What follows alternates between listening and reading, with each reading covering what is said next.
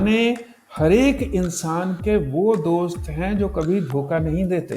गाना समझ आना चाहिए से ज़्यादा ज़रूरी ये होता है कि गाने का मज़ा आना चाहिए। कहा जाता है कि आसान शब्दों का इस्तेमाल करिए। ओवर सिंप्लीफिकेशन ना ज़बान को, भाषा को किल करती है। यार मैं ज़िंदा गाने लिखता हूँ।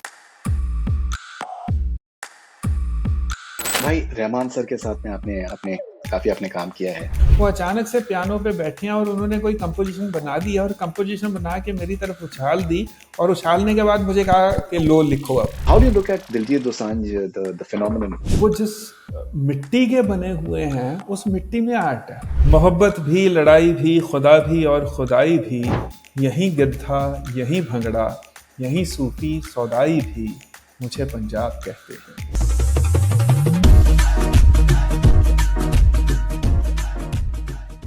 हाय, मैं हूं इरशाद कामिल और आप देख रहे हैं कनेक्ट सिने विद फ्रिद्यून।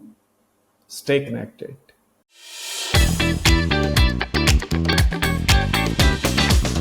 इरशाद भाई, welcome back on Connect Cine. कैसे हैं आप? जी थैंक यू वेरी मच। मैं बहुत अच्छा हूं। आप कैसे हैं फ्रिद्यून भाई? All good. जी, मैं बहुत अच्छा हूँ। इरशाद भाई, बहुत सी आपने फिल्में करी हैं। अम, लेकिन चमकीला के जो जो गाने हैं, मुझे लगता है कि बहुत हद तक आपके लिए एक पर्सनल स्पेस भी है, because you belong to Punjab. You understand the idiom. You apparently understand the time when Chamkila was around. और मैं आपका इंटरव्यू देख रहा था, तो आपने कहा कि उसमें जो लिरिसिस्ट की जो उनकी अहमियत थी, वो बहुत इंपॉर्टेंट एक फैक्टर था चमकीला की मकबूलियत में, कंट्रोवर्सी में भी. आपके करियर में चमकीला किस किस किस दर्जे की इंपॉर्टेंस रखती? चमकीला से मेरी कह लीजिए पहली वाकफियत या पहली जान पहचान उस टाइम पे हुई जब मैं बचपन से जवानी में कदम रख रहा था, जब मैं टीनेजर था, इनिशियल स्टेजेस में। तो होता है कि शुरू में आपको लगता है जब आप बच्चे होते हैं कि ज़िंदगी यही है, सुबह उठना है, तैयार होना है, स्कूल जाना है, स्कूल से आना है, फिर होमवर्क करना है और फिर सो जाना है बच्चों के साथ खेल के, मोहल्ले के। लेकिन आफ्टर ए पॉइंट आपको लगने लगता है कि ज़िंदगी इतनी नहीं है, कुछ और इमोशन भी होते हैं ज़िंदगी में जो अलग अलग तरीके से आपको दिखाई भी दे जाते हैं या आपको पता चलते हैं। बेसिकली अगर मैं बहुत प्रिसाइजली कहूँ, Chamkila introduced himself to me in my early teenage. जैसे आपने एक इंटरव्यू में आपने जिक्र किया कि जो उनकी लिरिक्स लिखने की जो इनकी एक जो आर्ट था, वो बहुत इंपॉर्टेंट फैक्टर था, बिकॉज गा तो बहुत से लोग सकते हैं, लेकिन जो उनके लिरिक्स थे वो कंट्रोवर्शियल थे और बोल्ड थे, प्रोग्रेसिव थे अपने अपने अंदाज में. तो एज अ लिरिसिस्ट आप किस तरह से देखते हैं चमकीला? मैं असल में इस तरह से नहीं देखता कि उनके लिरिक्स कंट्रोवर्शियल थे। कंट्रोवर्शियल एक्चुअली कुछ नहीं होता। कंट्रोवर्शियल एक पॉइंट ऑफ व्यू है कि जो चीज़ आप कह नहीं पा रहे हो लेकिन है सोसाइटी में, आप उसके बारे में बात नहीं करते हो क्योंकि आप साफ सुथरा अपने आप को कहलाना चाहते हो या आप ये कहना चाहते हो हम कितने सभ्य लोग हैं। उसने जो कुछ सोसाइटी में था और जो कि हर सोसाइटी में होता है, ऐसा नहीं है कि किसी पर्टिकुलर टाइम की सोसाइटी में होता है, हर सोसाइटी में होता है, उसने वो बात बोल दी। एज ए लिरिसिस्ट मुझे लगता है कि he is very revolutionary lyricist. एक रेवोल्यूशनरी लिरिसिस्ट थे, ओके. और पूरा प्रोसेस जो आपका रहा होगा लिरिक्स लिखने का, स्पेशली अगर हम बात करें इश्क मिटाए, मुझे लगता है कि बहुत ही इंपॉर्टेंट नगमा आपके आपके करियर में भी रहा होगा, बिकॉज जैसे मैंने शुरू में जिक्र किया कि आप मलरकोटला से हैं, आप पंजाब से बिलोंग करते हैं. जी। वो जो आई थिंक जो आपने इडियम्स और जो एक कल्चरल आपने जो एलिमेंट्स उसमें डाले हैं, वो करते वक्त कितना आपको एक एक प्राइड की आपको महसूस हुआ, प्राउड फीलिंग महसूस हुई कि that this is where you came from? नहीं, ऐसा है कि पिक्चर, हर एक पिक्चर करते हुए थोड़ा डर भी लगता है और थोड़ा सा ऐसा भी लगता है कि पता नहीं मैं कर पाऊंगा, पता नहीं नहीं कर पाऊंगा। और जो जोन आपका ज्यादा जाना पहचाना जोन होता है उसमें आपको ज्यादा डर लगता है क्योंकि आपकी जिम्मेदारी ज्यादा होती है। एंड इश्क मिठाए मतलब हमने चेन्नई में बनाया था रहमान साहब के स्टूडियो में गाना। अब होता ये है कि कोई कंपोजिशन अगर फाइनल हो जाती है तो उम्मीद ये की जाती है कि फटाफट गाना लिख दिया जाएगा। लिरिसिस्ट को आधा घंटा उसके पास हो तो वो निकाल लेगा एक कुछ ना कुछ उसमें से। तो एक फर्स्ट ड्राफ्ट, मैं ये तो नहीं कहना चाहूंगा कि वो सारे का सारा गाना ही फर्स्ट ड्राफ्ट है, पर फर्स्ट ड्राफ्ट जो मैंने लिखा उसमें से ज्यादातर जो बातें हैं इश्क मिठाई की वो हमने रख ली हैं। जैसे मेरे आगे दुनिया का रंग सारा फिक्का, अपने लहू से ही लगाया मैंने टिक्का, पक्कियां जड़ा 10 की करा, अपने परों पे मुझे पक्का है भरोसा मैं उड़ा।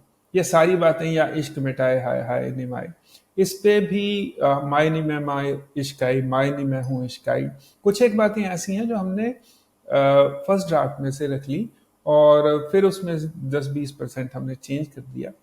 बट आई फील कि मैं हूं पंजाब ने एक लाइन ने सारे बोल का, हर एक लाइन का, हर बोल का मतलब बदल दिया उस गाने में। Of course.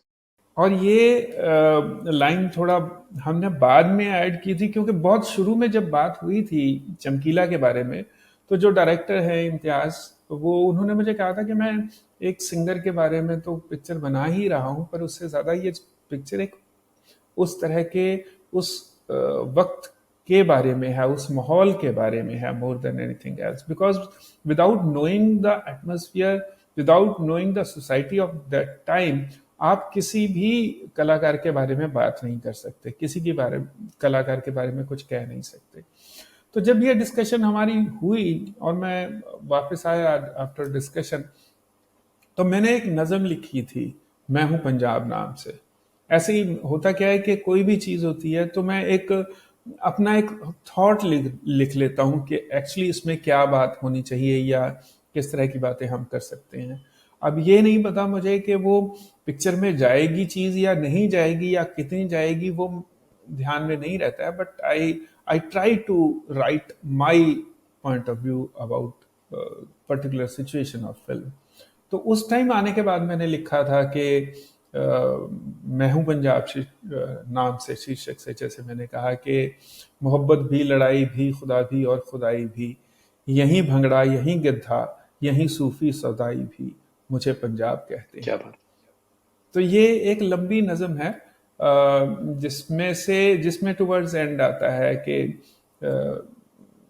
ये बात कि मैं हूं पंजाब। बिल्कुल, आई थिंक बहुत ही खूबसूरत। सो भाई, 80s का दौर था पंजाब में, आपने वो जिया है। कुछ उसकी यादें ताज़ा हुई हैं आप जब?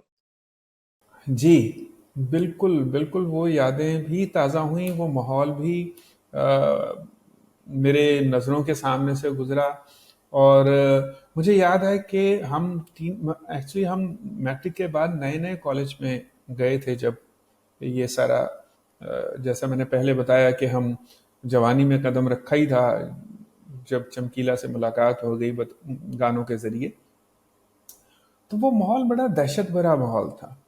और दहशत भरा माहौल मतलब शाम को 5-6 बजे के बाद सब अंधेरा हो जाता था, कोई घर से बाहर नहीं निकलता था, और बसों में सफ़र करते हुए भी एक डर रहता था कि पता नहीं कौन से मोड़ पे कहाँ बस रोक ली जाए और कोई ऐसी बात हो जाए जो थोड़ी दर्दनाक हो, या कब कहाँ पे मतलब you really don't know कि what is happening and why it's happening, and इसको उस खासकर उस दौर में कि ये क्यों हो रहा है, और वो डर हमेशा एक साथ चलता था। लेकिन एक ये भी टाइम आता है कि आप डर के साथ जीने लगते हैं, मतलब फिर आपको डर से डर लगना बंद हो जाता है, यू नो, कि अगर रोज ही आप उसी तरह की खबरें सुन रहे हैं या रोज ही उसी तरह के माहौल में रह रहे हैं, तो आफ्टर ए पॉइंट वो डर खत्म हो जाता है। तो ये सारा वो माहौल, वो एक डर, वो क्या हुआ था क्या नहीं हुआ था, ऑब्वियसली इस फिल्म ने थोड़ा नॉस्टैल्जिक तो किया, थोड़ा पीछे तो लेके गई है पिक्चर एज ए लिरिसिस्ट मुझे। राइट। अगर हम जैसे इश्क मिठाई की भी बात करें, पिक्चराइज़ेशन की बात करें, मुझे लगता है कि आई थिंक इम्तियाज़ ने बहुत ही कमाल का पिक्चराइज़ेशन किया है। आप पहली फ़िल्म से इम्तियाज़ के साथ में जुड़े हुए हैं, सोचा ना था से आप जुड़े हुए हैं उनके साथ में। उनकी फ़िल्मोग्राफ़ी में आप सारी फ़िल्मों से आपको आपकी वाक़फ़ियत है। क्या आपको लगता है कि ये उनकी सबसे बेहतरीन फ़िल्म है? नहीं, मुझे ऐसा तो नहीं लगता है ईमानदारी से। मुझे लगता है वो एक आई कि ये बेहतरीन पिक्चर है और बाकी पिक्चरें कमज़ोर हैं, ऐसा नहीं है। He is director and he is director of calibre, मतलब he is not the best director of the era. ही मैं ये भी नहीं कह रहा हूँ कि वो he is not the best director of the era. वो एक कैलिबर वाला डायरेक्टर है और उसने अपनी हर पिक्चर में कुछ ना कुछ कहने की कोशिश की है मेरे ख्याल से। और इस पिक्चर में भी उसने अपने तरीके से एक बात को कहने की कोशिश की है। रही बात कि उसकी कौन सी पिक्चर बढ़िया है या कौन सी पिक्चर नहीं बढ़िया है, ये वक्त तय करता है कोई भी चीज, या किसी भी कलाकार के बारे में या उसके किसी भी आर्ट के बारे में। जो ज्यादा जिंदा रह जाता है जहां ज्यादा देर तक, वो बढ़िया होता है, और जो नहीं जिंदा रहता वो फिर मतलब भूल जाते हैं लोग उसको। ये मैं दावे के साथ कहता हूं, उसको जब भी मजबूत कहानी मिलेगी, इम्तियाज का डायरेक्टर स्ट्रांग होगा। राइट। क्योंकि एक एक डायरेक्टर को मजबूत कहानी की बहुत ज्यादा जरूरत होती है। क्या आप ऐसा मानते हैं कि कहानी के साथ-साथ में कहानी का कहने का जो अंदाज़ है, कहते हैं गालिब का अंदाज़े बयाँ है कुछ और। सो आई थिंक वो जो हम्म। अंदाज़े बयाँ है उनका, स्पेशली इस फ़िल्म में, वो I think that makes it the entire experience of watching the film. This is what I felt as a entirely as a viewer. The storytelling, the way he has told the story is very interesting. Even Ishq Mitaye maybe there are elements of distress. At the same time, there is an element of entertainment. Contrast. I think किसी भी art में I think जो metaphor भी है, वो contrast जो है वो उसको खूबसूरत और ज्यादा बनाता है and makes it more appealing and makes you think. तो मुझे ऐसा लगा कि शायद जो स्टोरी टेलिंग है इस फिल्म में उनकी, वो बहुत makes the story makes the film very very interesting and relevant and lasting for that matter. मुझे लगता है कि इम्तियाज म्यूजिकल जो फिल्म है वो बहुत ही कमाल की बनाते हैं। अब इस पिक्चर ये पिक्चर भी म्यूजिकल पिक्चर है, और रॉकस्टार भी म्यूजिकल पिक्चर थी। जिस पिक्चर में म्यूजिक की, मतलब ही नोज के एक पिक्चर में म्यूजिक की क्या इम्पोर्टेंस रहती है।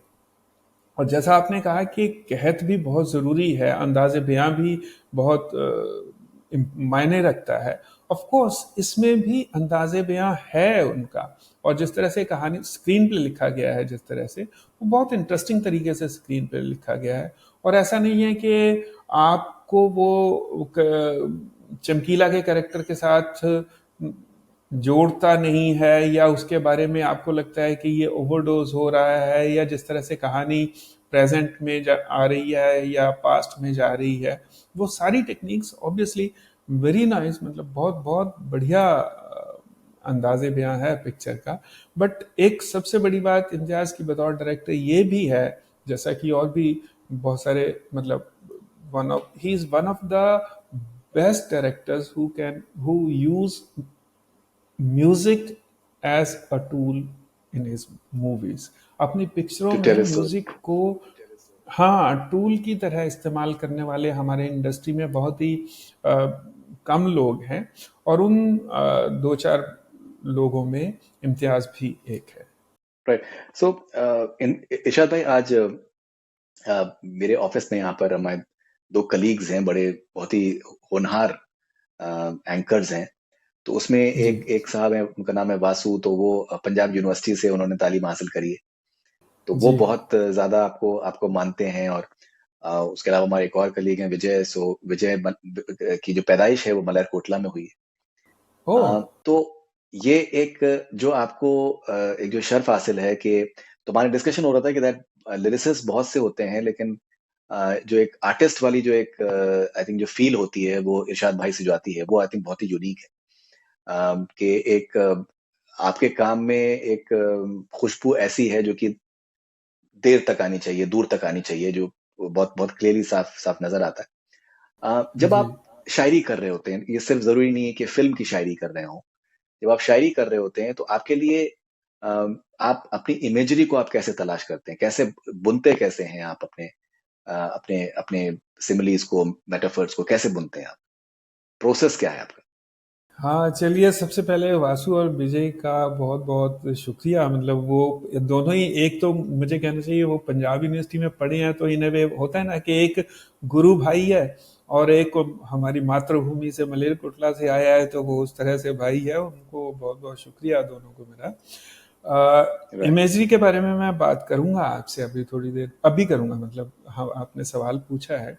लेकिन गानों के बारे में भी मैं थोड़ा सा ये कहना चाहता हूँ कि कोई भी टेक्नीशियन होता है ना प्रद्युम्न, कोई भी टेक्नीशियन, वो मैं हूँ, वो कोई कैमरामैन हो, वो कोई राइटर हो, कोई एक्टर हो, वो मुझे लगता है कि उसके पास ना, उसके तुनीर में बहुत सारे बाण होते हैं। उसके पास बहुत सारे मतलब उसके तुनीर में बाण, उस कह दी आज की, इसको और मेटाफर को मैं क्लियर करता हूँ कि मतलब उसके, वो एक शॉपिंग मॉल की तरह होता है और उसके पास बहुत अच्छी अच्छी चीजें भी होती हैं, बहुत खराब खराब चीजों के साथ साथ। ओके। और जो सामने वाला जो डायरेक्टर होता है, वो किस तरह की चीज चूज करता है, इस चीज पे भी बहुत चीज डिपेंड करती है। मैं जब भी गाने लिखने की कोशिश करता हूँ, जैसा इन दोनों भाइयों ने कहा है, मैं इवन जो गाना बिल्कुल डांस नंबर भी होता है, जो आपको पता है कि इसको शायद लोग क्लब में शोर में सुनेंगे और सुनने के बाद भूल जाएंगे, मेरी एक जरूर कोशिश रहती है कि उसमें भी कोई ऐसी लाइन कहीं एक डाल दी जाए जब कोई उसको कभी अ, ऐसे ही सुने, मतलब कभी बिना कह लीजिए उस कैफियत के जो क्लब में होती है, तो उसको ये समझ में आए कि इसमें भी यार इसने कुछ करने की कोशिश की हुई है। मतलब एक एक कोशिश होती है आर्टिस्ट की, that it should come across के इस आदमी ने कुछ कुछ, जैसे फॉर एग्जांपल मैं अक्सर ये एग्जांपल देता हूं कि मैं उन लोगों का गीत जो गीत नहीं सुनते, ऐसे ना देखो, एक गाना था रांझना पिक्चर का, मे भी बहुत कम लोगों ने सुना होगा, लेकिन मुझे ये लाइन बड़ी पसंद है, मैं उन लोगों का गीत जो गीत नहीं सुनते। या स्वैग से करेंगे सबका स्वागत में लाइन थी कि सबको गले लगाना अपने कल्चर की है आदत। मतलब ऐसी कोई बात कह देना उस सारी चीजों में जो आपको लगे कि ये तो यार ये सच होने की संभावना है, मतलब there is a possibility of you know कि ये बात ऐसे हो सकती है, वैसी मैं कोशिश करता हूँ। रही बात शायरी में या फिल्मों में इमेजरी की, वो इमेजरी मैं कभी फ्रैंकली ढूंढता नहीं हूँ, सीरियसली मैं नहीं ढूंढता। मैं, जैसा मैंने कहा कि तुम सभी साफ सही हूं मटमैला मैं, तुम सभी पाक मगर पाप का दरिया में। अब ये मैंने सोच के नहीं लिखा कि मुझे कोई वर्ड इस्तेमाल करना है, या मेरे आगे दुनिया का रंग सारा फिक्का, अपने लहू से ही लगाया मैंने टिक्का। ये मैंने कोई सोच के नहीं लिखा। मुझे एक एक जोन में होता हूं मैं, और उस जोन में मुझे जिस तरह की इमेजरी मिलती है मैं लिख देता हूँ। और ये भी मुझे लगता है कि गाने ना फदून दो तरीके से लिखे जाते हैं। एक तो होता है आप ना जी। कुछ, आपके पास 8-10 अच्छे अच्छे से शब्द आप अपने टॉप पे लिख लेते हो कि मैंने इसमें फलाना इस्तेमाल करना है, कि बाखूबियां इस्तेमाल करना है, इसमें मैंने कोई और, मतलब समझ लीजिए खुमारियां इस्तेमाल करना है, इसमें मैंने पैमाने इस्तेमाल करना है। वो गाना कुछ भी कहीं का भी हो, फिर आप उसको इस्तेमाल करने की कोशिश में लग जाते हो कि यार ये चकित कर देंगे सबको वर्ड जब आएंगे। अरे यार ये तो हमने सुना ही नहीं था, ये तो बहुत ही कमाल का हम्म। शब्द है, यू नो। बट वो गाने में मुझे ऐसा लगता है जिस्म तो खूबसूरत बन जाता है, रूह मर जाती है गाने की। क्या बात। जबकि गाना रूह की चीज है। गाने हर एक इंसान के वो दोस्त हैं जो कभी धोखा नहीं देते। क्या बात। आप उदास हैं तब भी गाना है, आप खुश हैं तब भी गाना है, आप सफर में हैं तब भी गाना है, आप अकेले हैं तब भी गाना है। गाने वो दोस्त हैं जो हर लिहाज से आपके साथ हैं और बिना शर्त आपके साथ हैं। तो उनके साथ जब हम उनको बनाएं तो उसी शायद जिम्मेदारी के साथ कह लीजिए, या ये सोच के बनाना चाहिए कि कोई होगा यार जो इसको सुनेगा और उसको सुकून मिलेगा। तो उसमें वो गिमिक नहीं होना चाहिए कि मुझे इसमें मुरम्मतें इस्तेमाल करना है, मुझे इसमें बेतहाशा इस्तेमाल करना है, मुझे इसमें खुमारियां इस्तेमाल करना है, या कोई और। तो we while writing I never try to go for particular kind of imagery कि ये तो मुझे इस्तेमाल करना है, ये तो मुझे डालना ही डालना है, ऐसा नहीं है। मुझे लगता है जैसा थॉट होता है ना, जैसी बात होती है, अगर आपकी वोकेबलरी ठीक ठाक है, आपने थोड़ा बहुत पढ़ा हुआ है किसी लैंग्वेज के बारे में, वो अपने आप लफ्ज आपके पास आके खड़े हो जाते हैं कि हमें इस्तेमाल कर लो। क्या बात, राइट। भाई आपने अपने अपने अपने नगमों में अपने उन्स का वर्ड का आपने इस्तेमाल किया है, कुन फयकुन का आपने इस्तेमाल किया है। मैं आपका एक इंटरव्यू देख रहा था, उसमें आपने मफहूम वर्ड यूज किया है। बहुत जी। बार हम सुनते हैं कि हम लोग इनफैक्ट एक ऐसे दौर में हैं बहुत बार कि कहा जाता है कि आसान आसान शब्दों का इस्तेमाल करिए, आसान अल्फाजों का इस्तेमाल करिए, बिकॉज लोगों को समझ में आना चाहिए, उसको आपको एक्सप्लेन ना करना पड़े टाइप्स। अम, और बहुत बार ये होता है कि जो जो अगर अगर अगर वर्ड मुश्किल भी है लेकिन अगर अपील करता है, म्यूजिकल भी है, तो मे बी आज के दौर में तो लोग अपने आप से मायने तलाश करने के लिए उनको उनको बहुत ज्यादा एफर्ट की जरूरत नहीं है। गूगल में हर हर हर हर हर वर्ड का मीनिंग अवेलेबल है। जी। कैसे देखते हैं आप, आपको ये ओवर सिंप्लीफिकेशन की जब बात आती है, आपका आपका अप्रोच क्या होता है कि आप वो जबान यूज करें जो आपको लगता है कि लोगों को ट्रिगर करेगी, लोगों को थोड़ा सा चैलेंज करेगी और अपील करेगी, या फिर जो एक डिक्टेट्स होते हैं मार्केट के कि सिंपल रखिए, सादा रखिए। कैसे आपका क्या अप्रोच होता है? मुझे लगता है कि गाना समझ आना चाहिए से ज़्यादा ज़रूरी ये होता है कि गाने का मज़ा आना चाहिए। क्या बात। वो स्वाद, जो आप जिस स्वाद के लिए आप वो चीज़ परोस रहे हैं, उसमें से बिरयानी में से बिरयानी जैसा तो कुछ होना चाहिए, राइट? हम्म, या अगर मान लीजिए आप मसाला डोसा खा रहे हैं तो उसमें मसाले डोसे जैसा तो कुछ होना चाहिए। But I am trying to say is कि ओवर सिंप्लीफिकेशन ना जबान को, भाषा को किल करती है, आप ये मान के चलिए। क्योंकि हम आजकल जितने भी हिंदुस्तानी हैं वो ऑलरेडी हिंदी से या हिंदुस्तानी भाषाओं से बहुत दूर जा जा रहे हैं, हमको जोड़ नहीं रहे हैं। हालांकि मैं ये नहीं कह रहा हूं कि लिरिसिस्ट की कोई जिम्मेदारी है उनको भाषाओं के साथ जोड़ने की, ऐसी कोई जिम्मेदारी नहीं है लिरिसिस्ट की। बट आई फील कि आप जबरदस्ती से ना तो उसको overly decorated with the word कीजिए, और ना उसको बहुत ज्यादा सिंप्लीफाई इस वजह से कीजिए किसी को समझ में नहीं आएगा। अगर किसी को समझ में आ भी गया और मजा नहीं आया तो उस गाने का कोई मतलब नहीं है। अगर किसी को समझ में नहीं आया लेकिन मजा आ गया तो वो गाना बहुत इंपॉर्टेंट हो जाएगा अचानक से, यू नो। right, तो और मीनिंग नहीं भी मिला तो मीनिंग वो ढूंढ लेगा।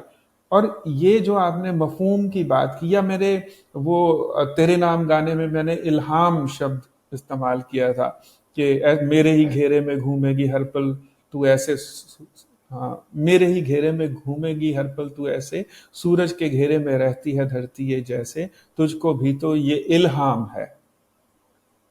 अब इस क्या तरह बात। ये भी मैंने इल्हाम का इसलिए इस्तेमाल नहीं किया कि मुझे करना है, वो फ्लो में मेरे पास ऐसा ऐसे आया।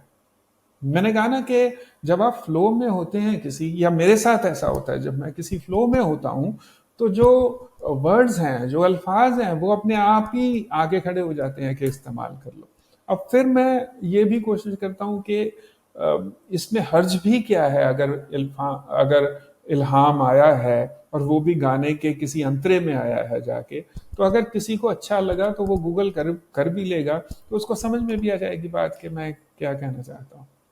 बिल्कुल सही। वासु से जब मेरी बात हो रही थी आज, तो अब क्या होता है कि एट टाइम जब आप सोच रहे होते हैं, रिसर्च कर रहे होते हैं और किसी से अगर आपका डिस्कशन हो जाए जो कि उस सब्जेक्ट के बारे में जिसकी वाकफियत है, तो आपके कुछ ज़हन में कुछ ऐसी चीज़ें आ जाती हैं जो कि आपको खुद ट्रिगर कर देती हैं, जो कि पहले नहीं होती। तो मैंने हम्म। वासु से मैंने कहा कि अम, इरशाद भाई को जिस तरीके से मैं देखता हूँ, तो साहिर लुधियानवी साहब पे मैंने लाइव किया था उनकी उनकी सालगिरह पे इरशाद साहब भाई के साथ में। और वो जिस पैशन से साहिर साहब के बारे में उन्होंने उन्होंने बात करी, तो मुझे मुझे एहसास हुआ कि ये एक ऐसे आर्टिस्ट हैं जो कि सेल्फ इम्प्रूवमेंट में बिलीव करते हैं, कि अपने आप को इम्प्रूव करते रहना बजाय इसके कि एक अपने आप को एक सीमित कर लेना या रिस्ट्रिक्ट कर लेना कि भाई इतना मुझे आ चुका है, बहुत है। एंड दूसरी चीज जो मैंने उनसे कही कि उनका ऐसा कुछ वो काम करना चाहते हैं जो कि जिंदा रहे। इंस्टेंट ग्रेटिफिकेशन और कॉमर्स में दिलचस्पी उतनी नहीं है इरशाद भाई को। कितना कितना जरूरी है आपके लिए सेल्फ इम्प्रूवमेंट, कितना जरूरी है आपके लिए कि आपका आपका काम जो है वो जिंदा रहे बहुत बहुत अरसे तक? ये मेरे लिए सबसे ज़्यादा ज़रूरी चीज़ है यार। ये बहुत अच्छी बात मतलब तुमने समझी है। मेरी एक कोशिश ज़रूर रहती है कि मैं सीख लूँ। मुझे ऐसा लगता है हर अगर आपने हर 5-7 साल के बाद ये कोशिश नहीं की कि यार कुछ नया सीखते हैं यार, कुछ नया करते हैं यार, ये तो हो गया, फिर वो आप धीरे धीरे मुझे लगता है पुराने होने लगते हैं। खासकर राइटर्स के साथ ये बड़ी प्रॉब्लम्स होती है। वो ये प्रॉब्लम होती है कि वो एक ही थॉट को ना घुमा घुमा के लेके आता रहता है, कभी इधर से कभी उधर से। वो स्क्रीन प्ले डायलॉग राइटर हो या स्टोरी राइटर हो या लिरिक्स लिरिक्स राइटर हो, तो अपने आप को रिवैम्प करना बहुत ज़रूरी होता है पहली बात। इसलिए मुझे लगता है कि जितना ज़्यादा सीख लिया जाए, जितना ज़्यादा चीज़ों को समझ लिया जाए, वो बहुत ज़रूरी है।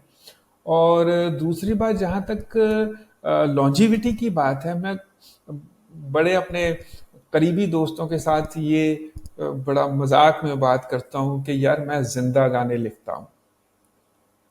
क्या बात, जिंदा बंदा। मतलब वो मैं जिंदा गाने लिखता हूँ। मतलब वो गाने जो वक्त की मतलब कह लीजिए जिस पे वक्त की धूल ज्यादा असर नहीं करेगी, जो अपने मतलब कोशिश करता हूँ मैं कि जिंदा गाने लिखे जाएं। खैर वो मजाक की बात अलग बात है कि मैं कोशिश ये करता हूँ कि ये जो वक्ती तौर पे गाना आया वो भी लिखना ही चाहिए, वो भी लिखता ही हूँ। खैर ऐसी बात नहीं है, पर मुझे ज्यादा मजा उन गानों में आता है कि जहाँ मुझे लगता है कि यहाँ कुछ कहने को है यार, यहाँ कमाल हो जाएगा, यहाँ बात बनेगी। That I really love to write those kind of situations. Right भाई। मनोज बाजपेयी भाई से मेरी एक बार मेरी बात हुई थी, कविता से कविता से जी। मुताल्लिक कि कविता का क्या क्या रोल है उनके उनके करियर में, उनके जीवन में। तो उन्होंने कहा कि उनका रियाज है, कि वो हर दिन एक कविता को आईने के सामने पढ़ते हैं वो, और वो उससे अपना रियाज करते हैं, अपना अपने उच्चारण का, अपने तलफ़्फ़ुज़ का, अपने जो भाव है, इमोशन है उसका। आपका एक एक राइटर के तौर पे आपका क्या क्या क्या रियाज है? मेरा रियाज, सबसे पहला रियाज ये है कि मुझे ऐसा लगता है कि अपने आप को आप राइटर को गलत फहमी भी बहुत जल्दी हो जाती है कि मैं तो बहुत कमाल का लिखता हूँ। उससे बचने के लिए किसी एक राइटर की जो किसी एक अच्छे राइटर की दो चार लाइनें पढ़ लेनी बहुत ज़रूरी होती है। वो आपको रोज़ की रोज़ आपके पाँव ज़मीन पे रखती है कि भाई साहब ज़्यादा उड़ने की ज़रूरत नहीं है, दुनिया में बहुत काम हुआ है और एक से एक पड़े हुए हैं लिखने वाले। तो मैं थोड़ा बहुत ज़रूर पढ़ लेता हूँ और पढ़ता ही पढ़ता हूँ। जैसे मेरे टेबल के साइड पे वो जो चल रही होती हैं, मतलब इन द सेंस एक होता है आप 4-5 किताबें रखती हैं और उन 4-5 में से उठा के कोई एक आधा पन्ना पढ़ लिया, कोई कोई कोई चीज़ मतलब एक पेज पढ़ लिया, तो ऐसा होता है। और उसके अलावा सबसे बड़ी बात ये होती है कि आपने जो लिखा हुआ है उससे बेदखल होना।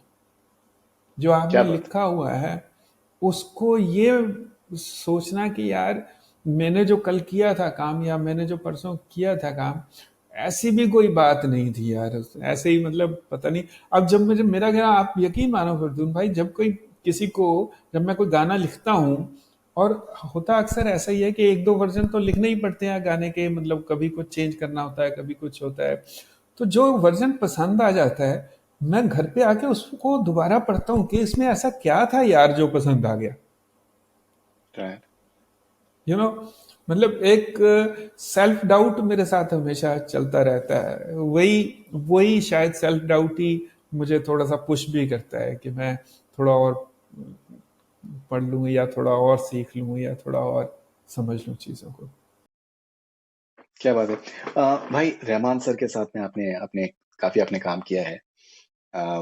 माही वे का मैं कहानी सुन रहा था कि आप नया साल अपने बेटे के साथ में और वाइफ के साथ में मना रहे थे और माही वे की रिक्वेस्ट आई, आपको जी, बीस जी, जी, पच्चीस जी। मिनट में लिखना था। अम, कैसा कैसा कैसा तजुर्बा होता है कंसिडरिंग कि वो बहुत ही, मैंने तो मेरी उनसे भी बात हुई, मैंने उनसे कहा कि आप तो मुझे लगता है कि पास्ट लाइफ में आप पंजाबी थे, कि इतनी अच्छी समझ रखना रिदम का, ईडीएम का, और आई थिंक कल्चरली भी समझ, इतनी समझ रखना वो आई थिंक बहुत ही एक्स्ट्रॉर्डनरी है। कैसा कैसा एक्सपीरियंस रहता है with someone who doesn't understand the language exactly but has can express himself very well as to what emotion he is looking for. उनके साथ काम करने में बहुत ही मज़ा आता है यार, बहुत ज़्यादा मज़ा आता है, मतलब सबके साथ ही मज़ा आता है। ऑफ कोर्स प्रीतम के साथ बहुत मज़ा आता है, विशाल शेखर के साथ बहुत मज़ा आता है, लेकिन रहमान साहब के साथ ये होता है कि रहमान साहब के साथ थोड़ा सा मुझे, एक होता है ना होम, मैं ऐसा करता हूँ कि मैं होमवर्क करके जाता हूँ जिस सिचुएशन पे काम कर रहे होते हैं या जिस फिल्म पे काम कर रहे होते हैं, उसका थोड़ा बहुत जैसा मैंने सुनाया, मैं आपको वो नज़म भी सुना सकता हूँ जो Please. मतलब जो मैं हूँ पंजाब वाली, वो बाद में सुनाऊंगा, आप उसके लिए आप रख लीजिएगा, मतलब उसको अलग से रख लीजिएगा अपने पास। तो खैर, जी। तो मैं उनके साथ तैयारी के साथ जाना पड़ता है क्योंकि उनके दिमाग में हमेशा कंपोजिशन, कुछ ना कुछ संगीत, कुछ ना कुछ म्यूजिक चलता रहता है। और मेरे साथ ऐसा हुआ है, वो अचानक से पियानो पे बैठे हैं और उन्होंने कोई कंपोजिशन बना दी है और कंपोजिशन बना के मेरी तरफ उछाल दी, और उछालने के बाद मुझे कहा कि लो लिखो अब। ऐसा बहुत बार हुआ Mm. है, जो वो इम्तियाज हो या आनंद हो, आनंद एल राय जो डायरेक्टर हैं, जब भी पिक्चर करने बैठो Right. उनके साथ, तो वो कुछ कंपोजिशन बना देते हैं अचानक से और फिर कहते हैं अच्छा चलो अभी लिखो, तुम तो 10 मिनट में लिख दोगे, तुम तो मतलब you can write in 5 minutes, अरे you know I I know you can write, no no no right right. तो वो मुझे पता है कि वो चीजें होने वाली हैं, तो मैं पहले ही थोड़ा सा इस तैयारी के साथ जाता हूँ कि ये अचानक से कहीं से कोई कंपोजिशन आएगी और मुझे उसी माहौल में खेलना पड़ेगा, उसी पिच पे खेलना पड़ेगा मुझे। But I feel that is the way Rahman साहब आपको इम्प्रूव करते हैं, मुझे ऐसा लगता है। मुझे एक किस्सा याद है कि हम ना रॉकस्टार के टाइम पे एक और हो का की डबिंग चल रही थी। मोहित Mm-hmm. माइक पे थे और रहमान साहब गाना बना रहे थे, मतलब वही रिकॉर्ड कर रहे थे, रहमान साहब ही रिकॉर्ड कर रहे थे, और वो साथ साथ ना उसका उसकी प्रोडक्शन में भी कुछ ना कुछ एडिशन डिलीशन करते जा रहे थे साथ ही साथ पियानो पे, मतलब he was recording Right. As well and he was adding few things to the track also. And फिर वो रहमान साहब सुन रहे थे, बात हो रही थी, डबिंग चल रही थी, तो मोहित ने बीच में कहा, बीच में एक बहुत ऊंचा सुर जाता है कि sir I think this is too high for me, this is you know I can't go there, you know, ऐसा करके उसने बोला थोड़ा। और रहमान साहब ने कहा कि no I don't think that is not my limit, ये बोला, that is not my range, Mohit ने शायद कुछ ऐसा बोला था। तो रहमान साहब ने बोला कि limit is in your mind Mohit, you can do it, go go, sing sing. क्या सो बात है। उसने अपने तरीके से वो गाना जैसा भी उसने गाया, और वो इतना करेक्टली गा दिया कि वो खुद ही हैरान हो गया होगा, मुझे लगता है, मोहित गा के। तो ही पुशेस, रहमान साहब pushes as a technician to you, that's what I like about him. हमने काफी, मतलब अब तो मुझे लगता है बहुत सारा काम हमने किया है, और शायद मुझे ये यही जो तैयारी पहले होती है, that is the training period और लर्निंग पीरियड फॉर मी, के इस बार फिर कुछ सीखने को मिलेगा। राइट। सो भाई अभी दिलजीत ने आज एक रील शेयर करी है मैनू विदा गाने पर बेस करके।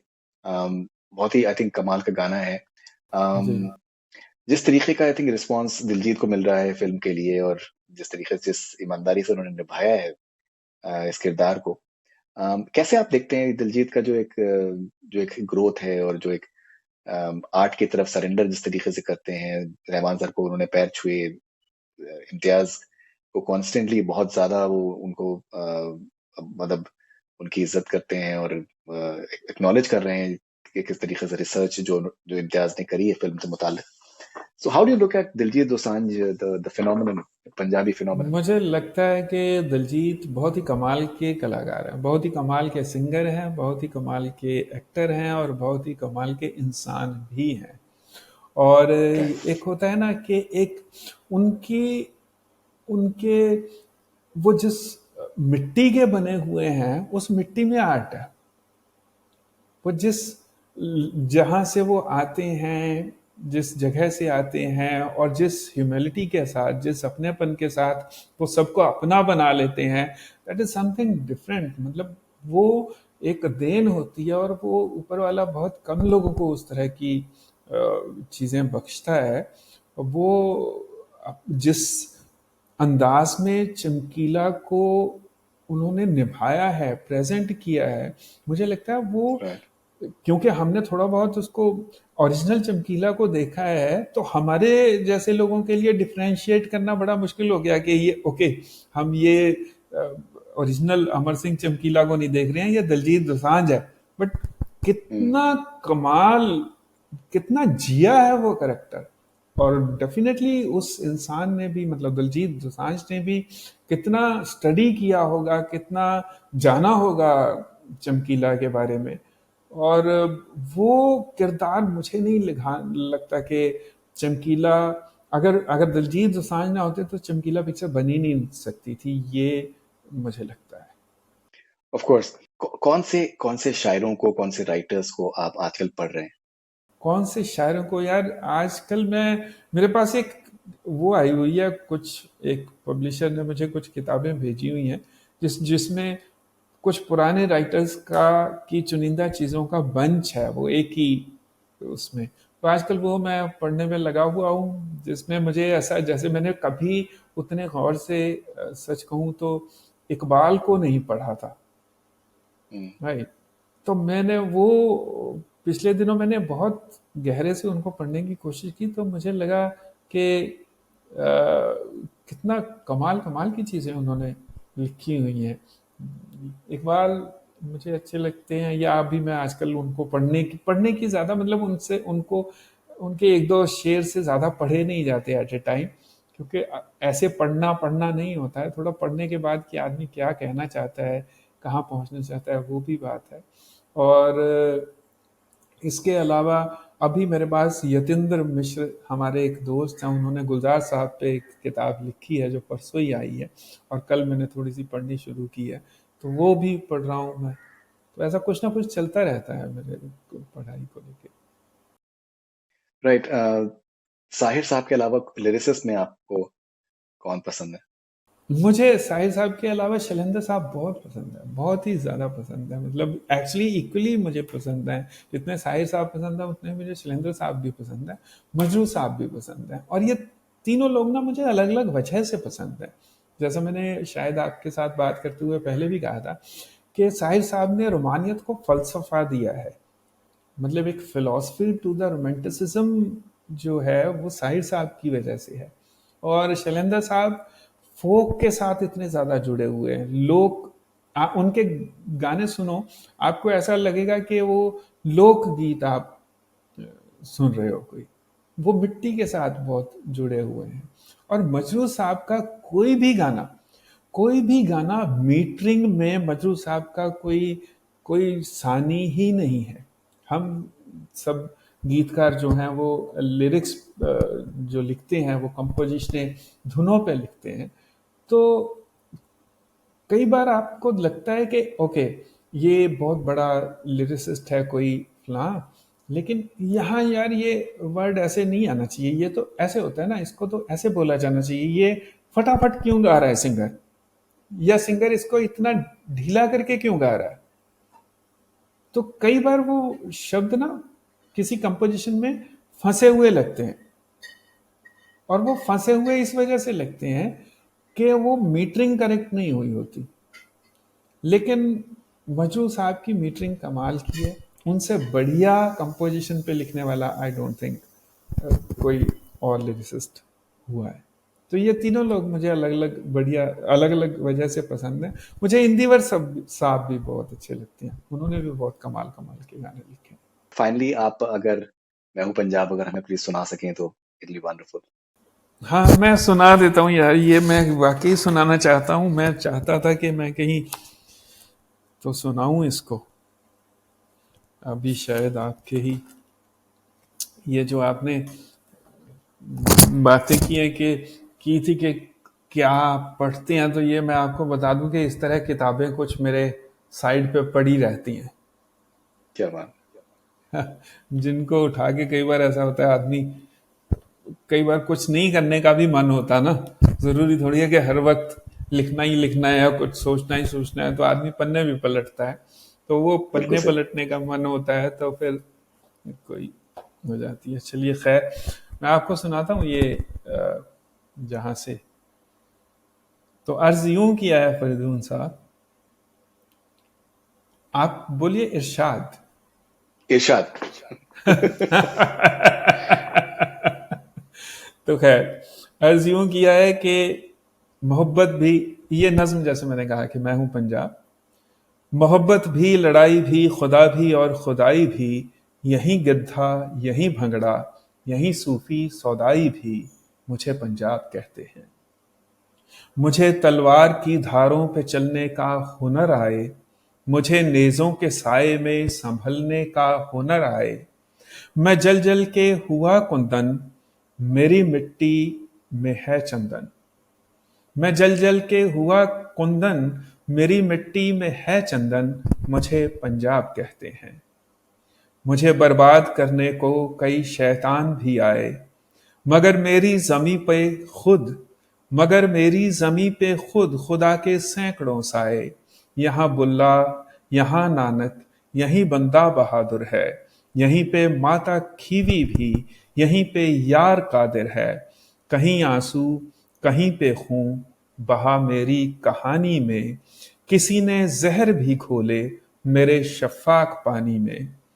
हुए हैं मेरे दो टुकड़े, कहूं कितने मेरे उजड़े, मगर मैं फिर भी जिंदा हूं, सदा जिंदा रहूंगा मैं। मुझे पंजाब कहते हैं, मैं हूं Punjab. Outstanding, outstanding, absolutely brilliant.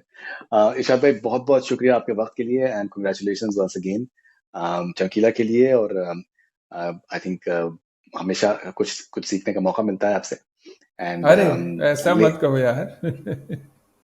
No no, definitely definitely. और आगे के हमारे कॉन्वर्जेशंस को लुक फॉरवर्ड करने के लिए भी कुछ एक कसक रह जाती है कि आगे भी अभी बहुत कुछ बातें करनी है।